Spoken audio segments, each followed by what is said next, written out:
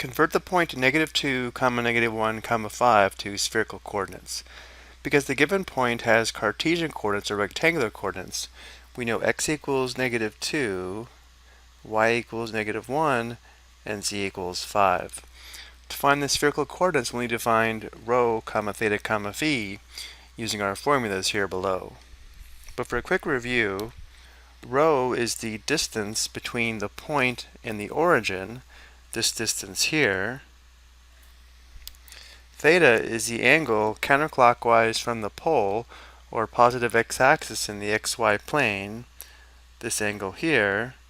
This is the same angle we find in polar coordinates in 2 dimensions. And phi is the angle between the positive z-axis and the point, which is this angle here. So going back to our example, let's first find rho using our formula here. So rho squared is equal to x squared plus y squared plus z squared, which would be -2 squared plus -1 squared plus 5 squared. So we have rho squared is equal to 4 plus 1 plus 25. So rho squared is equal to 30. So now to find rho, we take the square root of both sides of the equation. Algebraically, we'll have 2 solutions to this equation, where rho is equal to plus or minus the square root of 30. But we always use a positive value for rho, so our first coordinate is square root 30.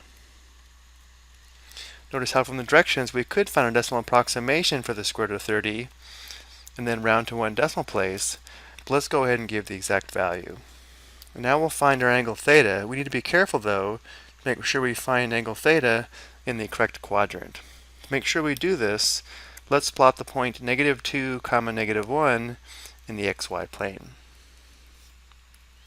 So we'd go left 2 units and down 1 unit, which means our angle theta must terminate along this side here. Now, of course, there's an infinite number of angles that terminate along this side here, but we are asked to find a positive value for angle theta. Let's find the least positive value for angle theta, which should be this angle here. And tangent theta is equal to y divided by x, so tangent theta is equal to -1 divided by -2, which equals +1/2. So if tangent theta is equal to +1/2, then theta would be equal to arctangent or inverse tangent of 1/2. And now we'll go to the calculator. Let's first make sure we are in radian mode, so we'll press the mode key. Notice radian is highlighted, so we'll go back to the home screen. And now we'll press second tangent for inverse tangent or arctangent. 1 divided by 2, close parenthesis, and enter. Now notice how the calculator is giving us an angle here that terminates in the first quadrant, not in the third quadrant. But we can use this angle to find the angle we're looking for in the third quadrant. So let's go ahead and sketch this angle first, which is approximately 0.4636 radians.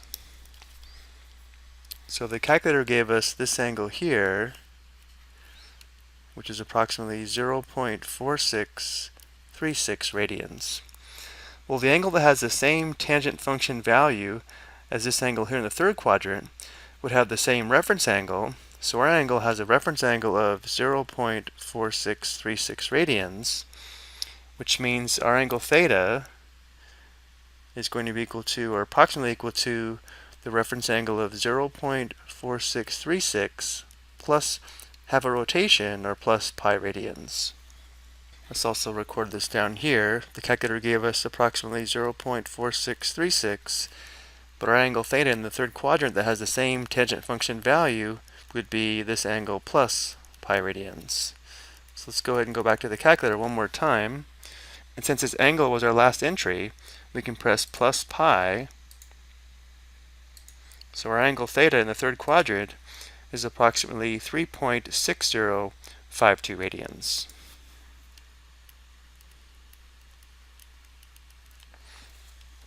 And again, following the directions from the question, running to 1 decimal place, we'd say theta is approximately 3.6 radians. And now let's find phi, where cosine phi is equal to z, which is positive 5, divided by the square root of x squared plus y squared plus z squared, which is just rho, which should be the square root of 30. So if cosine phi is equal to 5 divided by square root of 30, then phi is equal to inverse cosine or arc cosine of 5 divided by square root of 30. So now we'll go back to the calculator, and we'll enter second cosine 5 divided by square root 30, right arrow, close parenthesis, and enter. So phi is approximately 0.4205 radians. And for our homework, we'll enter approximately 0.4 radians. So here are spherical coordinates for the given point in Cartesian coordinates. I hope you found this helpful.